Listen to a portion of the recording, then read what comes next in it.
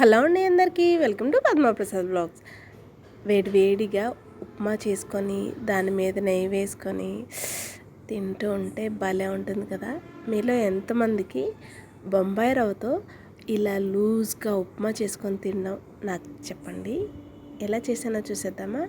మనం ఏ కొలతతో చేయాలనుకుంటున్నామో అంతవరకు రవ్వ తీసుకొని రవ్వని పచ్చివాసన పోయి కొంచెం దోరగా వేయించుకోవాలి. అదే కడాయిలో ఆయిల్ వేసుకొని ఆవాలు, జీలకర్ర, సాయమినపప్పు, శనగపప్పు వేసి కొంచెం దోరగా వేయించుకున్నాక ఉల్లిపాయ, పచ్చిమిర్చి, కరివేపాకు, ఉల్లిపాయ పచ్చిమిర్చి చీలికలుగా కోస్తే ఉప్మాలో తినేటప్పుడు పంటి కింద ఇవి తగులుతూ బాగుంటాయి.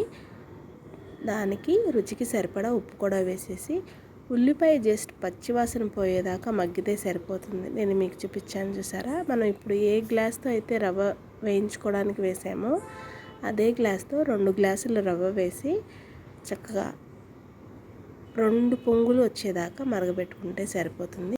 నీళ్ళు మరిగే టైంలో ఒక్కసారి ఉప్పు సరిపోయిందో లేదో అడ్జస్ట్ చేసుకోండి. ఒక్కసారి రవ్వ వేసాక మనకి ఉప్పు చాలకపోతే రవ్వ కలిపాక మనకి ఉప్పు వేయడం కొంచెం కష్టమవుతుంది. 5 అంటే 5 నిమిషాలు రవ్వ వేసాక ఎక్కడ ఉండలు లేకుండా కలుపుకుంటూ చూడండి. 5 నిమిషాలు మనం ఏం చేసినా కూడా కొలతలతో చేస్తే పర్ఫెక్ట్గా వస్తుంది. లూజ్గా భలే ఉంటుంది ఉప్మా. అసలు చాలామంది ఉప్మా తినడానికి అసలు నాకు తెలిసి ఇష్టపడరు. కోర్స్ మా ఇంట్లో కూడా చాలా వరకు ఇష్టపడరు.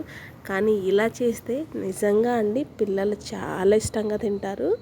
ఇంకా ఈ ఉప్మాలో అల్లం ముక్కలు వేసుకున్నా కూడా బాగుంటుంది. మా పిల్లలు తినడానికి ఇష్టపడరు కాబట్టి నేను వేయను. వేడివేడి ఉప్మాలో నెయ్యి వేసుకొని తింటూ ఉంటే ఆహా భలే ఉంటుంది కదా. నచ్చిందండి మీకు ఈ వీడియో అయితే లైక్ చేయండి, మన ఛానల్ని సబ్స్క్రైబ్ చేసుకోండి. మీకేం వంట కావాలో అనేది నాతో కామెంట్ సెక్షన్లో తెలియజేయండి.